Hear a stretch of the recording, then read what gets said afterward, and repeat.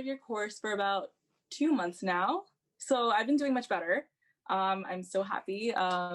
Like I'm literally, I'm so much happier. Like I had to tell you, like the substitution questions with the games, like I had an instant epiphany. Like I just understood it. Like you just like mapped it out and boom, I could do it now. Like right away. Like I just know what to do now. So I appreciate that. It did it all. Like, I mean, I have like a focusing issue, I think. So that helped. That was everything. I'm not even kidding. So I thank you for that. Of course. So I'm so glad to hear. I'd love to see those breakthroughs. Amazing. Yeah. But my only problem now is unfortunately logic games, which is like why I'm just like slowing down on it. I can't seem to move forward. Yeah, so I've been like doing the LSAT for like, I've been doing like piecemeal studying at this point for like 2 years now. So now I'm actually sitting down and doing it, but it's just like, it's like the bane of my existence when it comes to logical reasoning. Like I can't do it. Like I just don't want to do it. So I just need a little bit of help there. Yeah, sure. Of course. Any particular areas where I could support you in that? Necessary assumption, inferences. I'm like a mad woman, like when it comes to inferences. Like I've been like writing down like all my like entire thought process. Like I could show you like my entire like spreadsheet of everything I've been doing. It's a little crazy. It's a little crazy. But yeah, I've been reading a lot of your blog posts, which has helped a lot with that. Like, you know, just like really like mapping everything out and like really breaking everything down. So I really like honed in on that, which is what I wasn't doing before. So yeah, so I'm getting a little bit better. I've had a little bit of an improvement with inferences and necessary assumption, but it's something that obviously I need to keep working on. Sure. Have you watched any of the inference workshops or necessary assumption workshops? Yeah, like 100, like 2 or 3 times at least. Like I'll just like constantly rewatching them. Like maybe I didn't catch something the first time, so I'll rewatch it over and over again. So that's like where I'm like really stuck right now for now. Sure.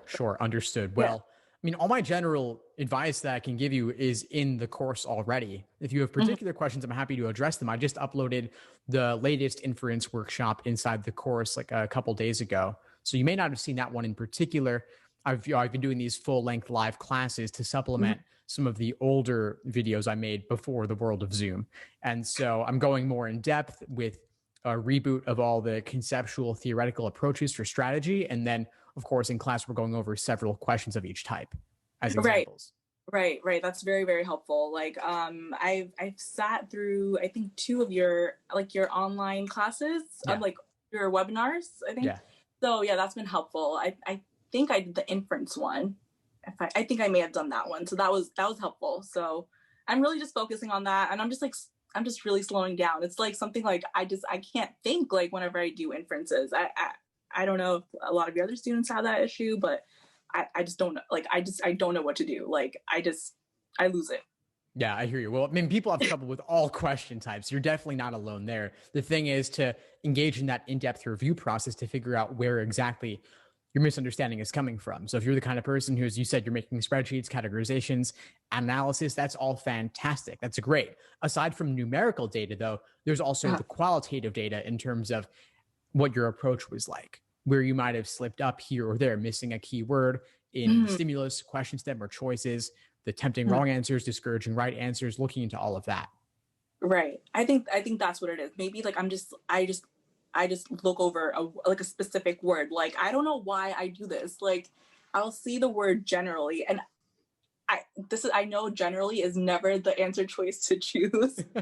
And guess what? I choose that answer choice. I don't know what happens. I trip up and I choose a generally choice because it's so attractive. Like I just choose it because I see myself spending way too much time, right? Like I'll spend like easily, like easily 30 minutes on one question, just trying to like analyze it. I mean, I don't know, maybe that might sound a little ridiculous, spending 30 minutes on a question, but. No, my reading comp deep dives, we spend an entire hour just discussing the passage, not even the questions. Okay. So I'm all about taking more time. I do want to disagree with you on one particular thing you said, though, which is generally never being the right answer. I don't believe in those blanket statements. I'm sure if we look through the 10,000 LSAT problems out there, the 5,000 on logical reasoning, we may find an example where generally was the correct answer, or in reading comp it was. So I would recommend against such a extreme approach or a formulaic approach to dismiss certain choices or automatically choose them based on individual particular words. Everything is contextual. Everything's contextual. I'll keep that in mind. I will definitely keep that in mind for sure. But one thing I do want to point out for you, though, is that if you're looking at approaches, some general frameworks you can use that apply to both inference and necessary assumption would actually be to be biased in favor of more moderate choices. Okay. More moderate rather than more extreme, because more moderate is more likely to have been supported by or required by the stimulus than more extreme language would be. So that is a general thing you can use going in. Okay. Yeah, because like I would say like it's kind of like falling underneath like the spectrum, right? Like this is spectrum here, and like moderate language would fall under it, right? Exactly. Yeah. So moderate language in a way is smaller, so it's more likely to fit within the umbrella of the stimulus. Whereas more extreme language is making a broader claim. It's going to go beyond oftentimes what is contained within the stimulus. So in general, if you were totally at a loss, down between two, go towards the more moderate language on average and have that mindset going in. Okay.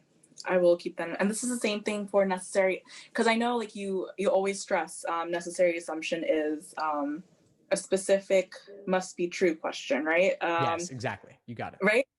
So I should also apply that rule to necessary assumption. I should just apply that, keep that in mind, right? Just keep it in mind. Okay. Yeah. Okay, will do. Because for necessary like I'm getting better, but very, very slowly. Like I never understood that like destroying the argument technique from previous courses. Like that just I somebody would just say to me like just destroy the argument. Like I didn't know like destroy the argument. Okay. But then you thankfully you came along. Like I saw it in depth, and it's like you literally just take the answer choice, you negate it, and then you literally just apply that to the argument. And then if it kills the argument, then that's his choice, right? Yeah, you've got it. You've got it down. Yeah. Okay. You've got the theory. I don't know, you're doing great. I mean, you got the theory, you got the concepts. The next step is the application. And so when you're approaching problems and you're noticing that you get some wrong or you have difficulty with some, that's where the post-game analysis in terms of your review process will be the place for you to figure out where exactly you're misunderstanding things. Yeah, it's definitely the answer choices. I think that's where I'm falling short. It's like me understanding the answer choice itself. Like sometimes it's like convoluted language, obviously. Like that's the point of the exam, right? So I just gotta hone in on that. But that'll be a work in progress. I'll definitely get that over time. So I've been doing a lot of like the time section, and I don't know why I'm also getting justification. I haven't gotten to that part of the course, to that part in the course yet, but like justification questions. I don't know why I'm getting those wrong now. Like I don't know why, but you're literally just justifying the argument, right? I mean, again, I haven't gotten to that part. So you're looking at, you mean sufficient assumption? Is that sufficient assumption? So some people call it justify, others call sufficient assumption, where they're asking which one of the following, if assumed, or it would allow the argument to follow if properly inferred, for example, or enable the argument. Oh no, not those ones. It's just like justify the argument. Oh darn, I should have had some examples ready for you, but it just literally just says like, what does this argument say to like, what is this doing to justify the argument? Like it's like a principle type of question, and then just like you justify like principle application. I think that's what it is. Yes. I don't know why I'm getting that wrong now. I just used to breeze through that before, but now I'm tripping up on that in the actual time section. I don't know what to do. Well, principle application, that's definitely a tougher type. I think of those a little bit like parallel reasoning questions, because you have the abstract general principle. The application is a specific parallel to the principle, generally speaking, or that at least that's the goal, but there may be a certain area where the application falls short. So if there are 3 criteria in the principle and the application only talks about 2 of them and they're saying that the application follows the principle, the question is then, what's that missing piece? I see. Okay. That makes sense. Let me note that down.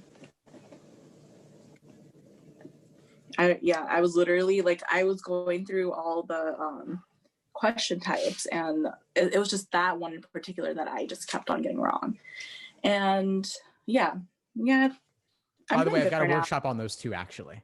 I have a workshop where we covered parallel flaw, principal application. And so you may not have gotten there yet because this is a little bit later in the course for logical reasoning, but I've got a full length class on that too. Oh, perfect. Yeah. It's just like, I just can't seem to get past like necessary and must be true. Cause it's just, like I just stopped thinking, and it's like, I don't want to do the LSAT anymore, so it's just. Oh no, we don't want that. We don't want you to stop wanting to do this. We've got to figure out what's holding you back. So focus on that review process, the Socratic review method. I have several full-length master classes in the course going over different review strategies, including student review examples. I've even had students provide their own review processes to show what it looks like.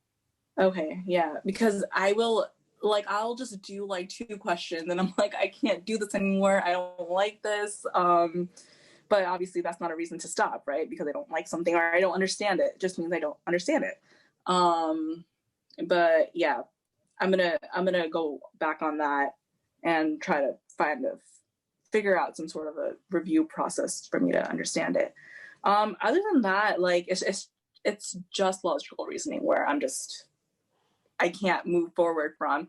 Like reading comprehension. That's something that I just have to work on myself, and I'll get better at that over time. But yeah, like it's just logical reasoning. I just need a lot of motivation and a lot of focusing. Like I just cannot focus on that. Do you have any other tips for that? Like, yeah, a couple things come to mind. One is that you may want to mix in some quick wins every now and then to keep the morale up. And so that could involve going back to logic games, the rule substitution questions you were so excited about coming into this call. Like do some of those, do some logic games in general. Reading comp, you said you haven't touched that much that yet. Watch the reading comp deep dives, engage in that process on your own to deeply analyze the passage. And maybe you'll find that you're more comfortable with those than logical reasoning. That could give you some wins also and some variety. Okay. Mix it up. Just doing nothing but tough logical reasoning questions can get discouraging over time. So mix it up to avoid that. And then secondly, what if you took the perspective that every question you got wrong was a chance to learn something new? Or what if you actually tried to get 100 questions wrong? So you'd have 100 to review. That means you're working on things that you need to be working on. I like that. Okay. Yeah, no, definitely. I try to think of it from that perspective. I'll try to think of it from that perspective too. Like, me trying to learn something new and just 100 things for me to, work on and try to understand better. I'll definitely try to conceptualize that. For sure. Okay. One other thing. So when I go on reviews, like, how should I check my answers? I know this is like really like rudimentary question, but it's like, so like I'll do like a whole section, right? And then should I check it right away? Because I just do a question, I'm just like, oh my god, I have to see the answer right now. And just like I have to know if I got it right or wrong. So what should I do? Because I can't help myself. I get too excited and I have to know the answer right away. When are you taking the LSAT? Okay, so I'm planning it for February. Okay, so you've got some time. Yeah. You've got some time. Okay, so I would say for now, start working on, rather than question by question, section by section. Section by section. Okay. So you can't check until you finish the section. Okay, that's going to require a lot of... Okay. All right. I will try to work on that. I will try to not get tempted by that. Okay. Are you using Law Hub or books or something else? I'm using a combination of both. When I use books, I don't know why I get the questions wrong. And then when I use Law Hub, I understand it better. I don't know. So I'm just going to start using Law Hub because whenever I use the books, I can't focus. I get all my questions wrong. And then majority of the time, I do get it right when I'm using Law Hub. So It's been a mix. Well, it's good for you that the exam is no longer on paper then, because it was going to be digital, if not flex. February is going to be a flex. So that's definitely the format regardless. So that's good news if you're a screen person. I was surprised myself, but I'm happy that I don't have that like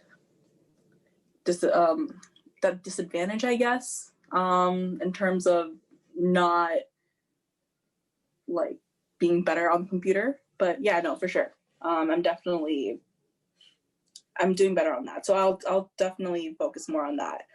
I have one more thing to say on this, actually. Yeah. So the reason I suggest section by section for now is that you've got to move away from the instant feedback, the immediate gratification. You're not going to get it on test day. Test day is even worse because you're taking 3 sections back to back for the flex, and then you're not getting your results for 2-3 weeks. So that's a long, long wait. But the first step is going away from question by question and that little show answer thing that shows up on Law Hub. Like, you're not going to have that on test day, unfortunately. You're not going to know for a while. But then you also have to be able to let go from sections as well. So from question to question to section to 3 sections back to back, not checking till after that. Okay. So that you could solve logical reasoning, do that section, then you still have to do games and reading comp, not knowing what your logical reasoning results were. So you want to be able to let go of thinking about those previous ones when you've already had to move on. Okay. I'm going to work on that. That's going to require a lot of like inner, like I just have to stop myself from doing that. Okay. I will try my best to do that. Okay. But I'm really glad we got to finally connect on video and have this call. It was great to connect with you, Anam. I'm so happy. Thank you so much. And I just absolutely love your work. Thank you for always putting up like little clips. That is just the best. That is what helped me. The little clips, they always helpful. Always. Oh, and your emails. They're very funny and I love them. They give me motivation to actually do work. So thank you so much for that. Of course. Great. Well, I'm looking forward to talking more with you soon. Have a good one. Have a good one. Thank you so much. Have a great rest of your day. You too. All right. Bye. Thanks for tuning into the show. Please subscribe if you haven't done so already to be notified of new episodes as I release them. And feel free to reach out if you need anything at all as you move forward with your prep. I'm happy to help however I can. In the meantime, I wish you all the best and take care.